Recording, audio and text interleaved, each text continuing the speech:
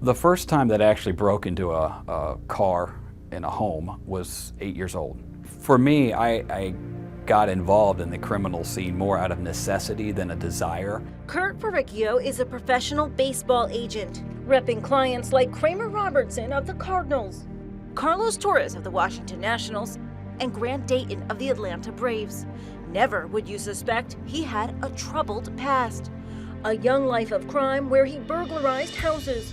Really, the only thing I was looking for was just cash. I didn't care about anything else. I just wanted money to survive. Kurt's dad passed away when he was a baby, leaving his mother to raise 4 boys in Florida. I think it just changed the entire complexity of our family, and I think it was sort of the beginning of the tough times that would come. He wound up in juvenile detention. But there was a 4th of July fireworks show I was watching in the juvenile hall, and I was watching it through my window, and I didn't hear any of the booms or the music. I could just see the flashes in the distance, and I thought, you know, this stinks. I'm in here and the world's going on without me. After living in and out of group homes for many years, things took a turn when a foster family took him in 1 week before his 12th birthday. There's no doubt that they saved my life. For me, growing up, it was without a father was difficult until I was introduced to my foster father, who was really filled a gaping hole and really taught me a lot and helped get me on the path. His birth mother was still nearby.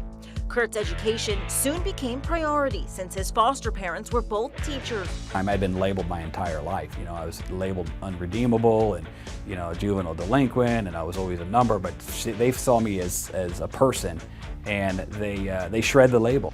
Kurt got involved in sports. In high school, he earned straight A's and got a scholarship to Florida State University. He went on to get a law degree and became a sports lawyer and agent. Friends, he tells, cannot fathom his old life.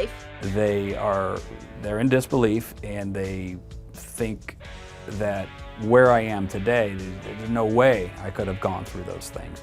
Especially, you know, what I do for a living. He's now married with 2 kids living in California. I had no concerns that they would ever go down that path, and a lot of it had to do with my wife and, you know, and her values, and of course me making sure they're staying on the right path as well. Kurt wrote a book about his experiences called Behind in the Count: My Journey from Juvenile Delinquent to Baseball Agent. Sharing the chapters as he wrote them is how he told his boys. They knew that I was a foster child. They didn't really understand why. You know, when I was younger, it was about food and shelter, and now it's sort of more like self-actualization, where I really want to go out and, you know, my basic needs are covered, but I want to go out and help people. I want to go out and be there for people and make an impact, and that's kind of why the book ties into this and how I really live my life, and I have over the last 20 years in professional sports. For InsideEdition.com, I'm Lee Sheps.